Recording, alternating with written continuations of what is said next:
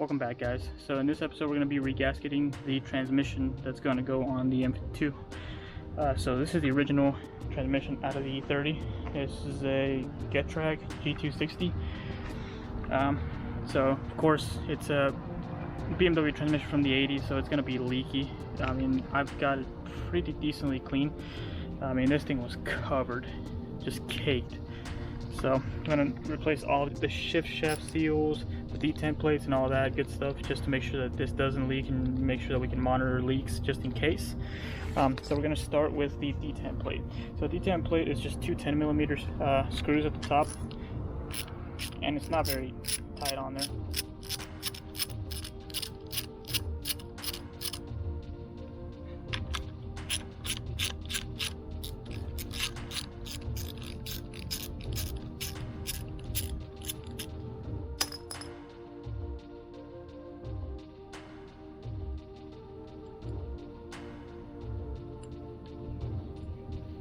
So the detent plate just pretty much covers the detent springs that are underneath. Biggest reason you want to replace these because on this old piece you don't see any gasket. They usually just use a little bit of RTV or something along those lines, or a paper gasket, and as you can see it's deteriorated over time, so that is a major leak right there. And we're replacing it with the new one. The new one, same part number and everything, except it's an upgraded version that has a O-ring around it, so this will keep the oil from leaking in the future. Here's an up close of the two pieces so you can actually see the difference. There's the old one without any gasket or anything, and then here's the new one that has that O-ring right around it to keep oil from leaking out. Like I said, same part number, same everything, just an upgraded version, which is definitely a good thing to replace. Once the detent plate's done, we can move on to the next one, which is going to be the input shaft seal right here. All you gotta do is pop this little collar off of here, and then then we can push this pin right out. All you gotta do is tap it in through this hole, and then you should be able to just pull it right out like that. Okay. So we need to be able to get this seal out. We can either use a pick or we can use something along those lines. Might have to get creative on that.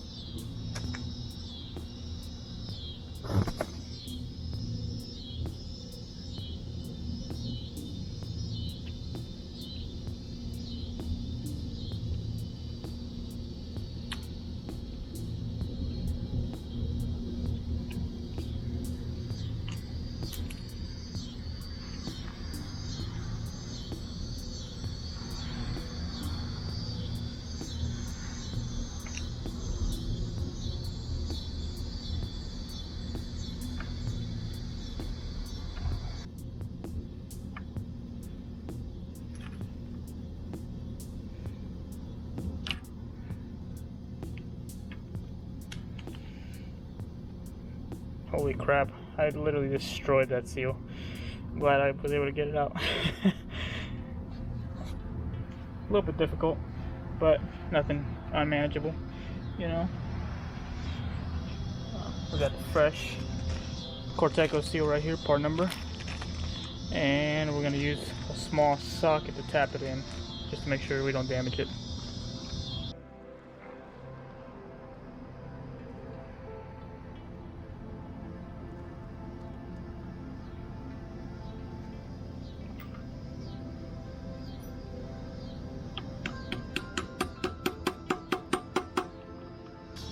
That right there is our new shift shaft seal. Just want to tap it in a little bit flush, just make sure that just don't get damaged as you tap it in. For the output shaft, we're gonna have to wait till tomorrow, just because I don't have the correct socket that goes on this nut. That's a 30mm, but you need kind of like a thin wall socket, so I'll get that at the auto parts store tomorrow, and we'll continue this. Since we're going to be waiting until tomorrow to do the rest of the seals, I might as well finish up everything on this side of the transmission. So, a few things we got to replace on here. Of course, we want to replace the little pin that's in there. I don't think you can see it, but pretty much it's just a plastic version of this one right here. So on the pin, you can actually use a little punch and just punch it out the other side.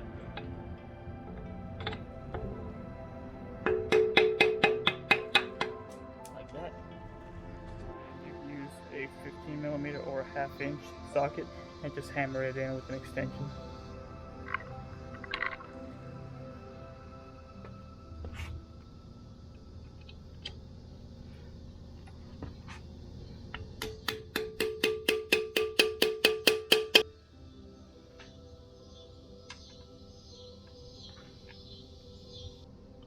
Okay, and that'll work.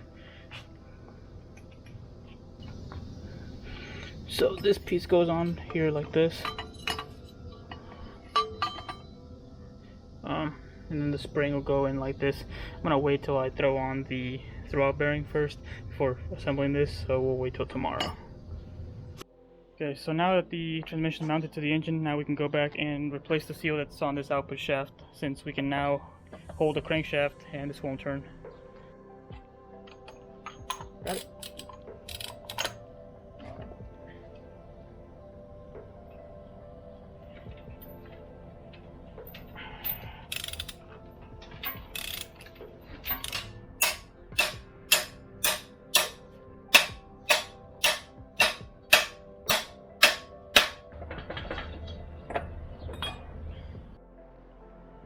So now the new gasket is in place, you still have to add a sealant in between the splines on this flange.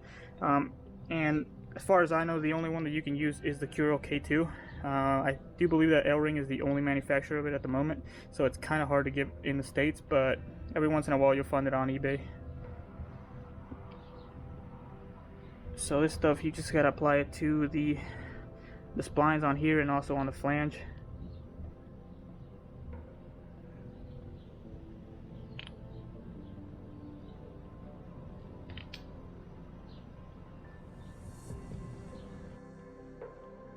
Like I said, you just want, and you can use it sparingly. I mean, I don't think I'm ever going to use this stuff ever again, so I use quite a bit of it. And the stuff doesn't get hard like other sealant, it kind of stays in a liquid form. So I think that's enough, and we just slide it back on.